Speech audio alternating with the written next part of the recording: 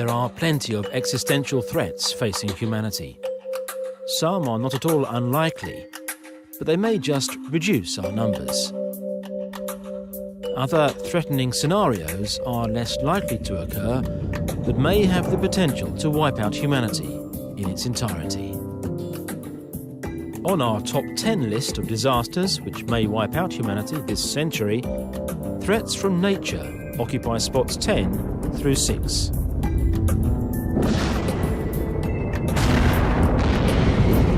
We have survived asteroid impacts, climate fluctuations, etc., etc. It doesn't seem very likely that one of those would do us in within the next 100 years. And therefore, I believe that if we go extinct within the next 100 years, it is much more likely to be as a result of anthropogenic risks of our own doing.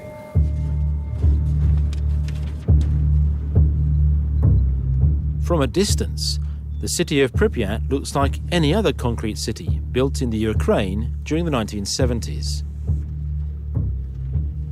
But as you get up close, it's clear that something is amiss here.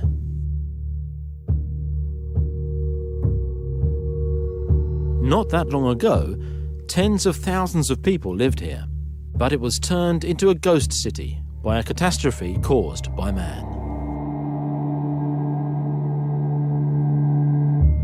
So now we're pretty close to reactor unit number 4 and we'll make stop on The technicians at the nuclear power plant in Chernobyl did not wish to cause a disaster. They were simply experimenting to find out what would happen if they ran the power plant's turbines without an external power supply. The meltdown at Chernobyl on April 26, 1986, released high levels of radiation, rendering the area uninhabitable for centuries to come.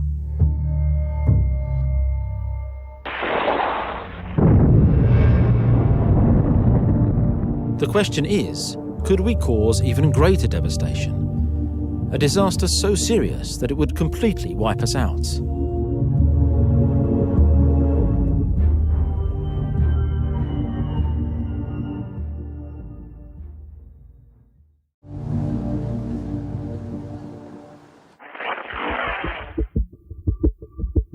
Three weeks before the atomic bomb was dropped on Hiroshima, the first nuclear weapons test ever was conducted in the desert in New Mexico. The so-called Trinity test on July the 16th, 1945, had caused a certain level of anxiety beforehand. As early as 1942, physicist Edward Teller argued that an atomic bomb could, in theory, start a chain reaction which would ignite the entire world's atmosphere. It's a little nuclear reaction happening in the bomb, but maybe all the atoms in the atmosphere could also sort of be dragged into this chain reaction. And the concern was taken seriously enough that there was actually a report commissioned, and some physicists were set at the task of calculating whether this would happen. Scientists now know what it would take for Teller's doomsday scenario to become a reality. But at the time of the Trinity test, the physical effects had not been fully explored. In spite of this, the test was carried out.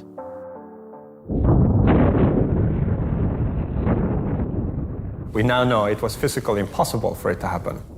But it's still interesting to reflect just how confident would you have to be in your calculation in order for you to be willing to risk humanity's future on its correctness.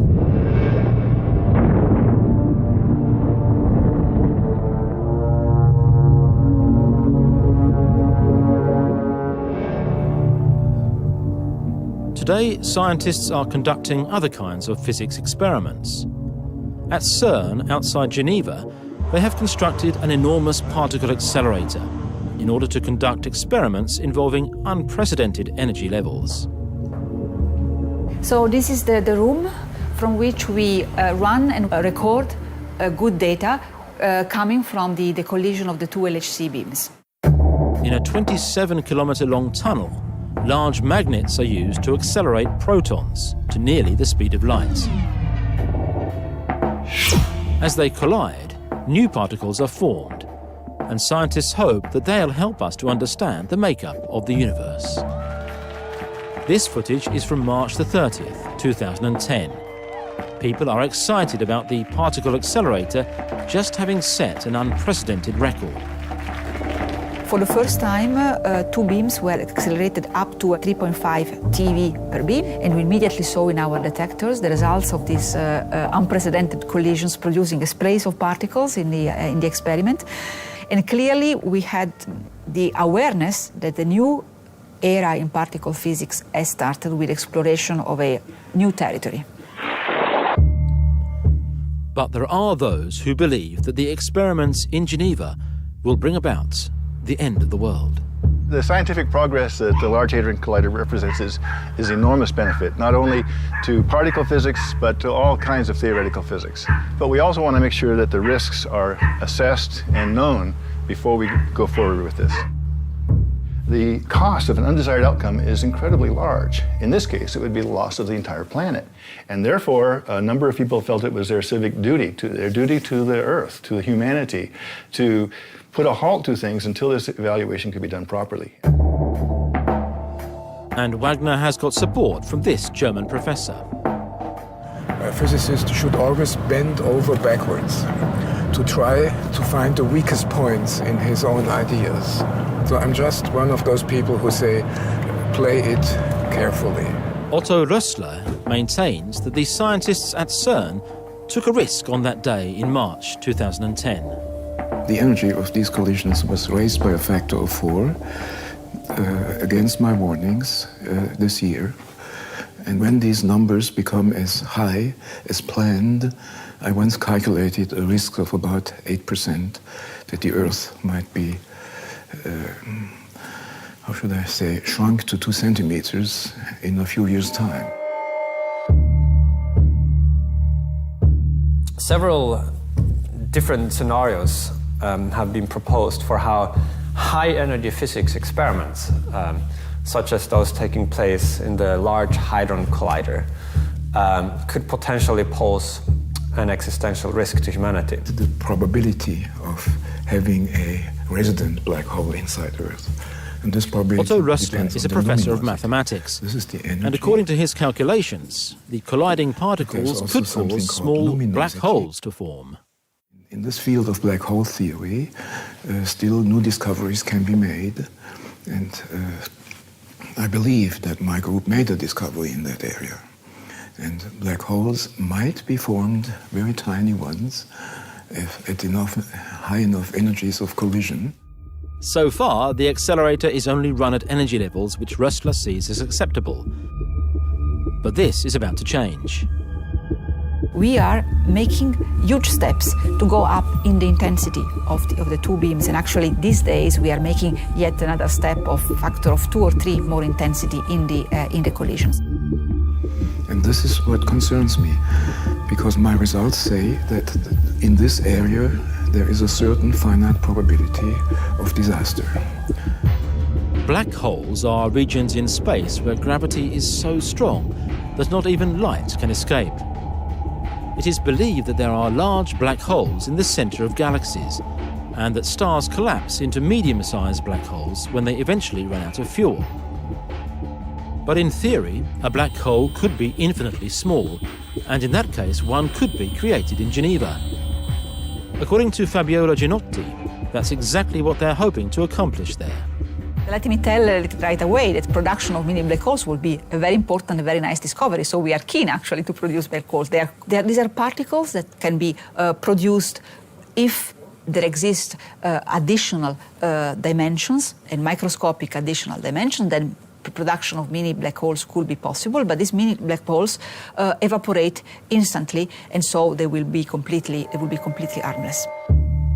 But Rössler argues that man-made black holes would have properties not found in black holes in space. My results show that these little black holes will not disappear, and if they happen to be slow enough to stay inside Earth, they will eventually eat the Earth from the inside out. And the question then is only how long this will take. In Rössler's doomsday scenario, the man-made black hole would drop right through the particle accelerator's containment field, Gravity would pull the hole towards the centre of the Earth, where it would grow larger by absorbing the atoms surrounding it. First slowly, and then at an ever-increasing rate. It would just have the features of a quasar, meaning it would have two jets coming out in two directions, which eventually would come out of the Earth in both directions, and then people would know that there is this active machine inside, which is going to eat it inside out in a more or less short time.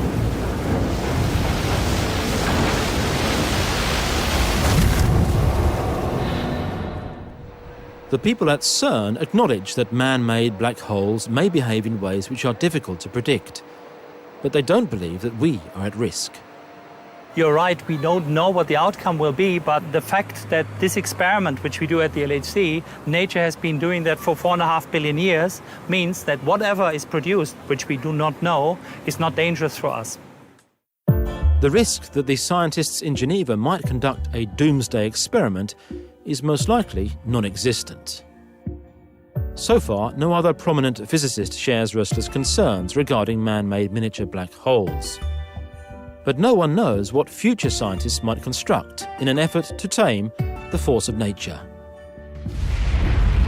On our top 10 list of existential threats, dangerous physics experiments occupy the number 5 spot. Physics experiments may come under the category of theoretical threats, but our next scenario is very tangible indeed. It's summertime in Antarctica in January 1909. Polar explorer Ernest Shackleton has just abandoned his efforts to reach the South Pole. On his way back to the base camp, he discovers something that will radically alter our perception of this icy continent. A piece of fossilized wood. And he also finds a piece of sandstone bearing the clear imprint of a plant.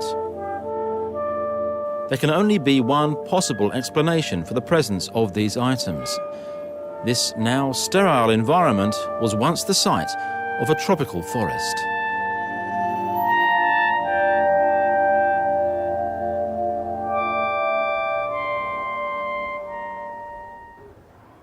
The climate of the Earth varies over time, a fact not well understood in Shackleton's time, but something we now know to be a fact. At times, the Earth's surface has become entirely frozen, and there have been warm periods, for example, the one known as the Paleocene-Eocene thermal maximum. Biological diversity was reduced in the heat around the equator, and life made its way towards the polar regions. There was no ice in the world, no ice sheets. Antarctica and Greenland were not covered by ice, and we know that in the Arctic and the Antarctic, there were actually crocodiles living and palm trees. We are now heading towards a new warm period, and this time we're the ones causing it. What we're doing is gambling with a planetary life support system. And we're talking about an experiment on the real Earth with us and all the other living things along for the ride. What we don't know is, do we have a decade before it's too late, or do we have a century? The signs of global warming are clear, and virtually all climate scientists now agree that we are facing serious changes to our climate. I wouldn't rule out right now that the melting that you can already see on Greenland has already created an irreversible situation that we won't even know is an irreversible situation for 25 to 50 more years. And then once it starts, you can't stop it. And that's what we call a tipping point. Scientists know that we may experience a sharp rise in temperature based on their studies of prehistoric times. Around the time when Shackleton's finds were deposited, 55 million years ago, something happened which led to a sharp rise in global temperatures. There was a warming which took place relatively rapidly, as rapidly perhaps as the warming that we're causing now by putting more CO2 into the atmosphere. We associate the greenhouse effect with the tiny molecule called carbon dioxide, but there are even more powerful greenhouse gases. Methane is 20 times more powerful as a greenhouse gas, and it's believed that a sudden rise in the level of methane in the atmosphere set the stage for the warming 55 million years ago. Climate scientists fear that we'll reach a tipping point where the dormant methane is brought back to life.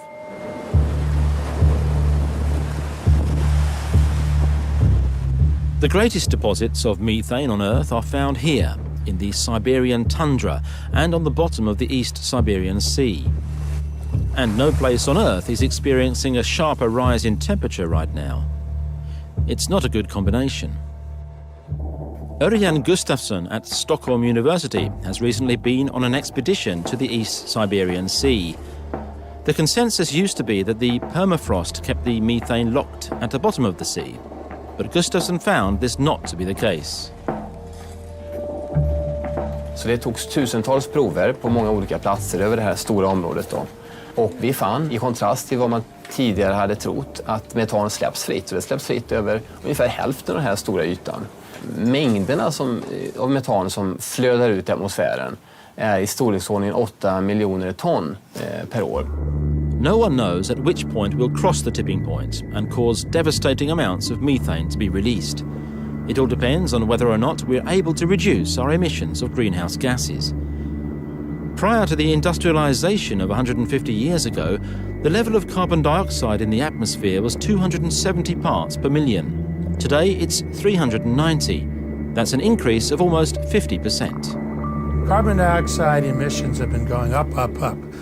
If we continue on this fast track that we're on, we're probably heading up toward 800 to 1,000 ppm at the end of the century, which I would not hesitate to consider very likely to be a catastrophic scenario. Stephen Schneider is one of the main authors for the United Nations Climate Panel. He's been looking at how the planet would react if a disaster scenario were to occur.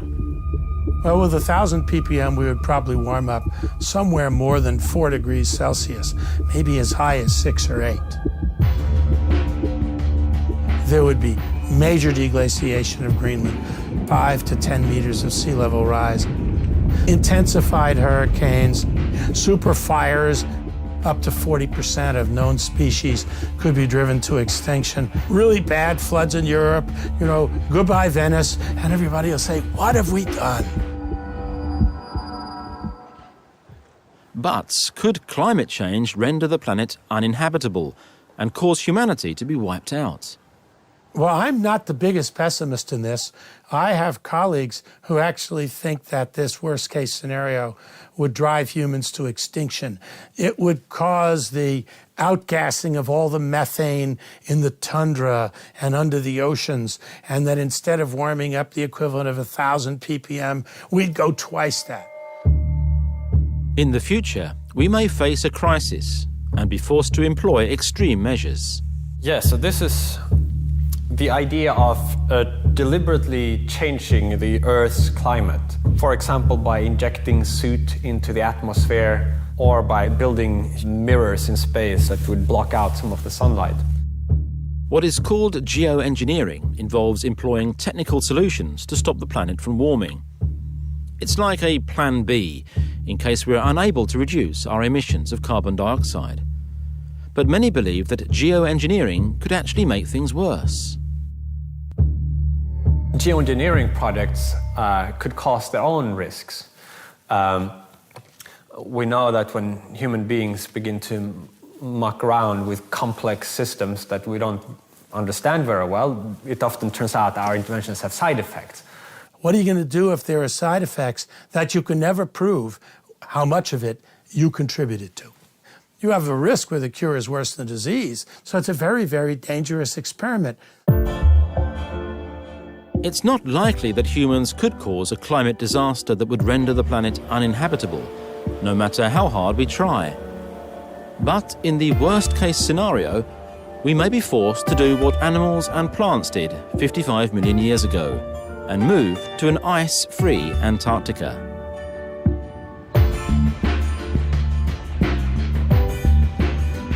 I would say that this is probably a larger risk than any of the ones we have previously considered here. The impact hazards, the supervolcanoes, or even perhaps the physics experiments. That's why the threat of climate collapse ranks as number 4 on our doomsday list.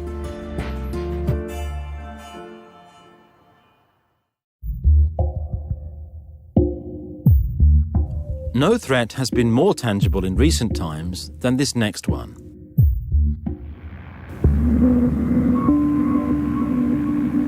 October 1961. A Tupolev bomber is heading towards the Arctic Ocean.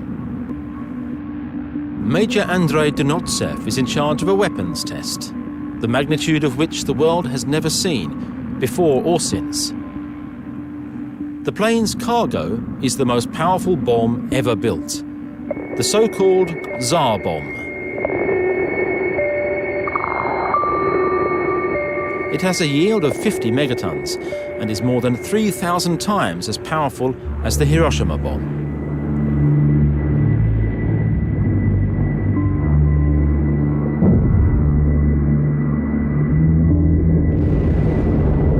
The mushroom cloud reaches an altitude of more than 60 kilometers, and the shock wave travels around the world 3 times before subsiding.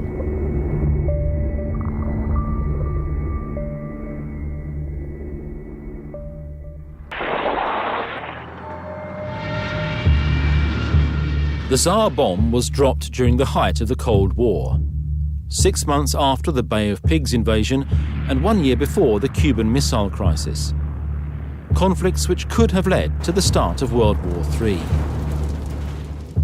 At one point, there were more than 70,000 nuclear weapons in the world. Today's nuclear arsenals are much smaller, but there are still thousands of American and Russian missiles that can be launched by simply pushing a button. This dot represents the total explosive power of all the bombs used during World War II. 2 to 3 megatons explosive power, during which 50 million people died. The rest is the equivalent explosive power of the current nuclear arsenal.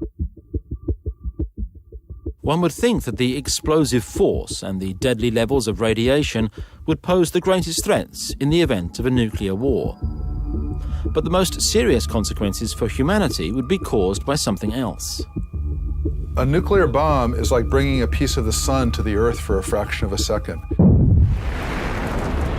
It's so bright that it's like a match. It will light on fire anything around within 10 kilometers or so. And it's the smoke from these fires that would last in the upper atmosphere for a number of years that would absorb sunlight and make it cold and dark at the Earth's surface that would cause the climate to change. The sound of bombs exploding fades away and is replaced by silence as a devastating cloud rises up into the sky. Alan Robock's work shows that today's nuclear arsenal would indeed be sufficient to cause a radioactive winter. This is the smoke and how it would be distributed around the world. The winds would blow it around the world, and it would, within 2 weeks, cover the entire planet. So it doesn't really matter where the smoke would go in. It would then be distributed by the winds and cover almost the entire inhabited part of the planet within a couple weeks. According to this simulation, temperatures wouldn't even rise above freezing during summertime. So this is the first summer after the smoke, this is the second summer after the smoke, and the third summer that the temperatures would be below freezing the whole time. So we really truly got nuclear winter. Agriculture would come to a halt, it would get cold and dark and dry, and most of the world would perish from famine. The Cold War came to an end in the early 1990s, and the political situation is a lot less tense now. But one cannot dismiss the threat from possible future conflicts. We shouldn't delude ourselves to thinking that because the Cold War passed without any nuclear incidents, therefore we are safe from the peril of nuclear war. One thing is certain: technological advances will result in newer and more powerful weapons.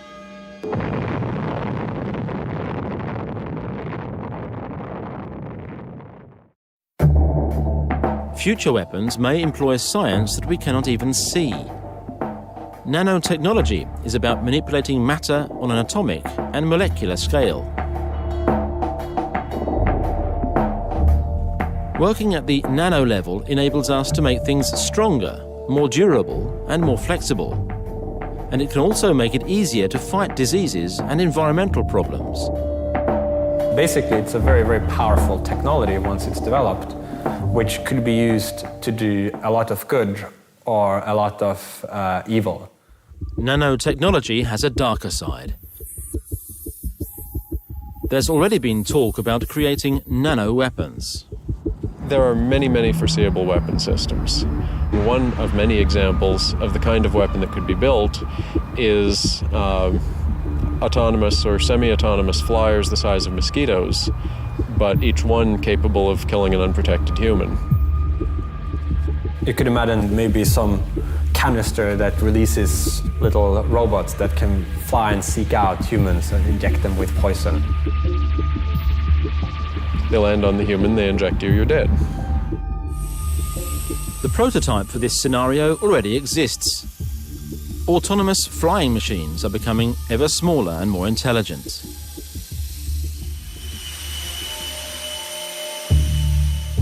And it's possible to envision an even more frightening scenario. You could imagine microscopic bacteria-like nanotechnological machines that would be capable of harvesting resources from the natural environment and that could proliferate uncontrollably.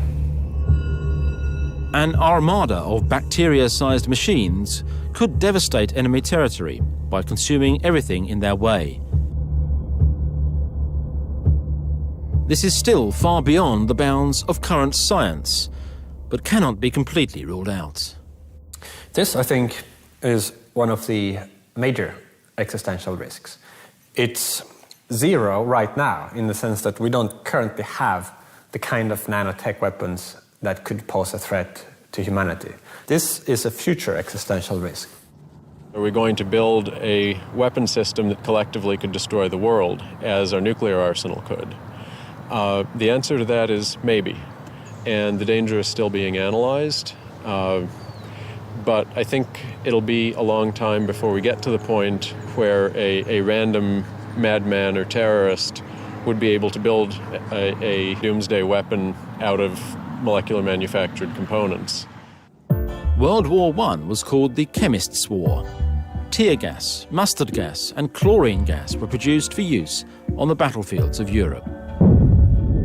World War II gave us the atomic bomb. Which weapons World War III will be fought with, no one knows. Einstein once said, "I don't know with which weapons the Third World War will be fought, but the Fourth World War will be fought with sticks and stones." This is a category of different specific risks. Risks with nuclear weapons, risks with nanotech weapons, risks with weapons that haven't yet been invented. And so the overall likelihood that an existential disaster will occur as a result of a war seems fairly high. The threat from a doomsday war ranks as number 3 on our list.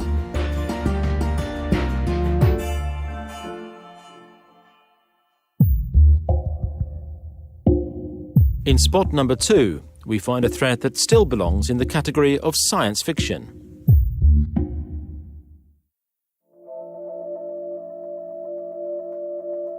It was thought to be impossible until it actually happened in 1997.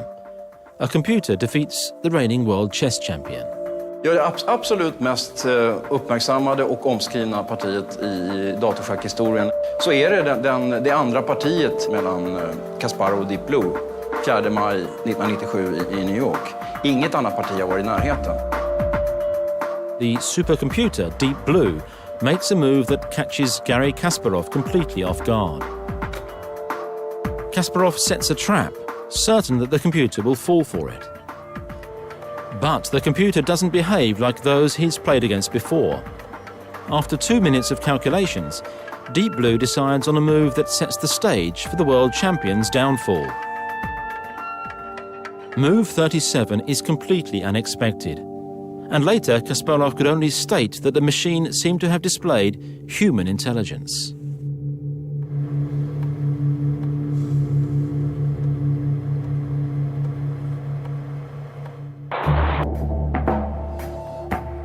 It's not an exaggeration to state that we've entered the age of the machine. It would be impossible for us to go back to a world without computers and automation. Machines are essential for managing air traffic control, maintaining nuclear power plants, handling global communications, and controlling the world economy. Without them, our civilization would crumble. Those who fear that we're already at the mercy of machines will find even more things to fear in the future. There will be more machines, and they'll become even more advanced.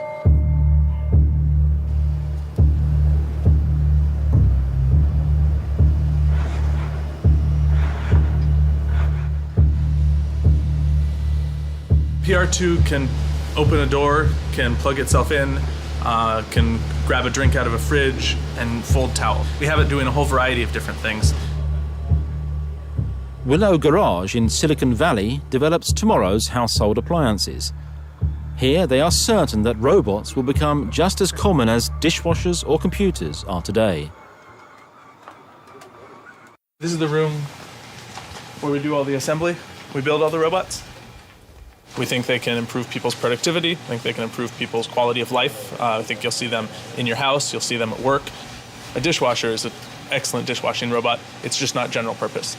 If you could have that be a general purpose robot that could wash the dishes and could put them in the cupboard and could take them down off the shelf, all of a sudden that has a lot more value to somebody. But could machines become sufficiently advanced and be given enough control so that they might become a threat to us? Could they turn on us, like we've seen in science fiction? Today's robots are still childlike. They've barely learned how to walk. But we can guess what the future will bring. It's not hard to imagine that robots could handle weapons, and not just drinks and footballs. The military has long had unmanned aerial vehicles. Now ground robots are appearing on the battlefield.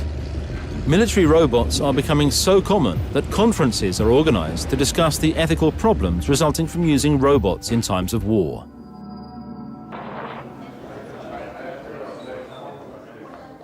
People don't realize how many there are. There were very few in 2001, but now there's something like 7,000 robots being deployed in Afghanistan and Iraq.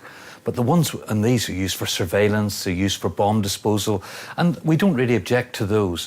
What we really object to is weaponized, what we call weaponized platforms. That's robots carrying weapons. These can be remote controlled, but they can also operate completely on their own. When the robot spots a target, it sets up a firing solution within a fraction of a second. Then it waits, so far anyway, for a human order to fire. Part of the reason why these systems are autonomous is that there is a change in the tempo of warfare. There's no longer time to consult with humans sometime about engaging a target. That's a very serious concern. The question is, what level of authority are we going to give to these systems in terms of deciding whether to engage a target or not? But for fiction to become fact, and for the machines to turn on us, it will take more than brute force. They will have to become intelligent.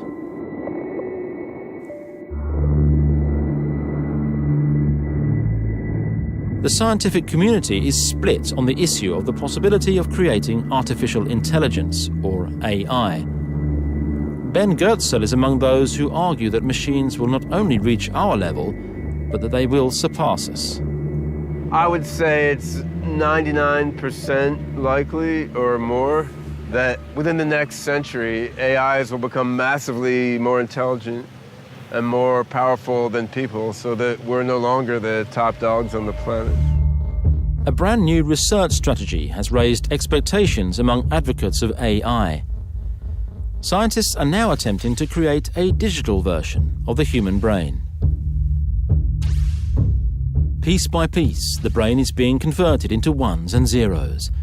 synapse by synapse, brain cell by brain cell. If the effort is successful, the digital mind could be able to outperform its biological counterpart. I think digital minds can be better than human brains in a number of dimensions. They can be more intelligent, they can be more ethical than human beings, and they can also be more adept at modifying and improving themselves. A super-intelligent machine could handle all the planet's processes more efficiently than today's computer systems. But collaborating with machines could turn out to be a dangerous gamble. This I would put either at or very near the top of the list of existential risks. We can't rule out completely a scenario where we create AIs with goals that seem good to us, but later turn out to have been the wrong goal.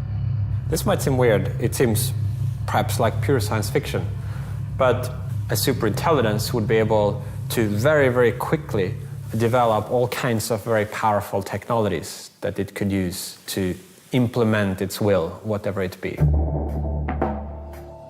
There's a chance that a digital mind could turn on us, and we can't be sure that we'll be able to put a stop to it in time. So you might think, well, if it starts doing harmful things, you can just pull the plug on the superintelligence.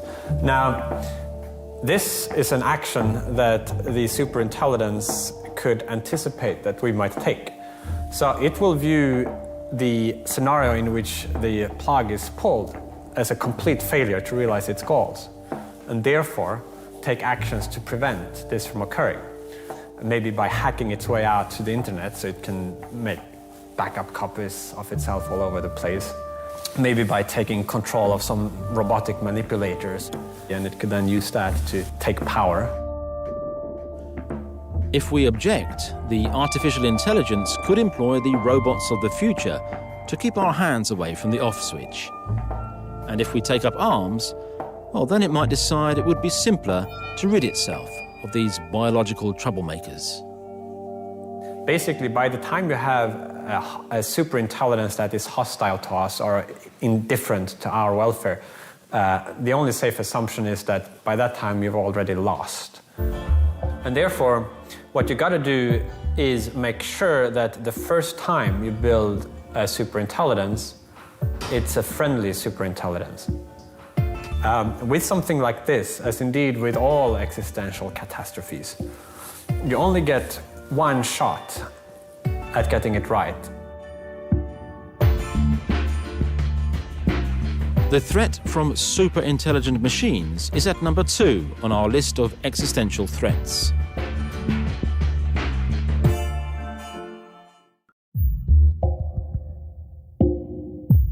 We've reached the number 1 spot on our list of doomsday scenarios.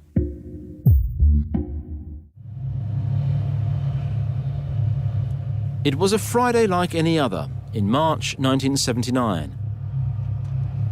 But before the day's end, the staff at Military Compound 19 in the Soviet city of Sverdlovsk would cause a horrible accident.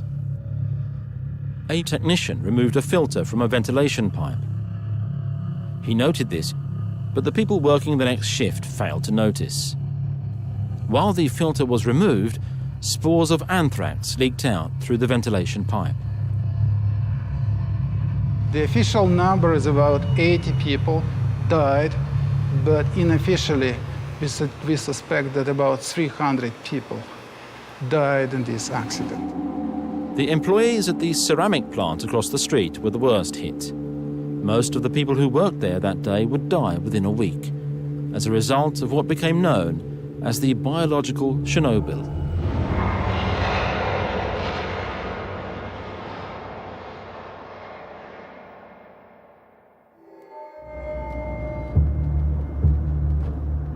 The superpowers of the Cold War have officially dismantled their biological weapon programs, but the ability to produce deadly microorganisms has not disappeared. The Soviet Union produced hundreds of tons, you won't believe me, the hundreds of tons of biological weapons, enough to kill the whole population of Earth. Based on this, historical example, we can project that the country with relatively moderate resources could produce a large amount of biological weapons. By manipulating the genetic code, it's now possible to create new life forms. The research field is called synthetic biology, and many hope that this will help humanity deal with a wide range of problems. People are actually interested in using synthetic biology to go and seek out tumors in the body, to clean up sites that have radiation. And so it's kind of your imagination is the limit for the field of synthetic biology. But it's the hope that we'll be able to develop a new fuel for our cars and aeroplanes once we run out of oil that is currently driving major investments in this field. This grass will be genetically modified so that it will grow faster and taller. Then a superbacteria will be created that can convert the grass into biofuel. So the goal is really to be able to cut and paste genes from any organism to make a renewable fuel. The powerful potential of this technology has also led to a good deal of concern. There are a lot of risks. You can't be 100% sure that we aren't going to release accidentally a microbe that we've genetically modified into the environment. And so there are also efforts to engineer in automatic death circuits so that these microbes essentially kill themselves if they're released into the environment. But what most fear isn't that disaster will strike by accident. The potential for deliberate destruction is even greater. These two men caused a heated discussion about research ethics when they used synthetic biology to produce a dangerous virus. Eckhard Wimmer and Geronimo Cello downloaded the genetic makeup of the polio virus from the internet and acquired the DNA sequences by mail order. Using standard university lab equipment, they were able to bring the polio virus back to life. It became suddenly very clear that if you can do this with a small virus like poliovirus, you may be able to do it one day with smallpox virus. Their intent was not to spread the polio virus. They just wanted to demonstrate that it could easily be created. People were shocked. It was of great concern to the public that it would be misused. With the growing technological powers, particularly DNA synthesis machines and other techniques, we are right now going down a path where these kinds of capabilities will become available to anybody who wants to buy them for, a few $1,000 secondhand on eBay. So 10 years, 15 years, 20 years from now, unless something is done to stop this, anybody could be able to print out their own version of the smallpox virus or Ebola virus. In the 21st century, synthetic biology appears to be the greatest threat to mankind, and it is at the top of our doomsday list.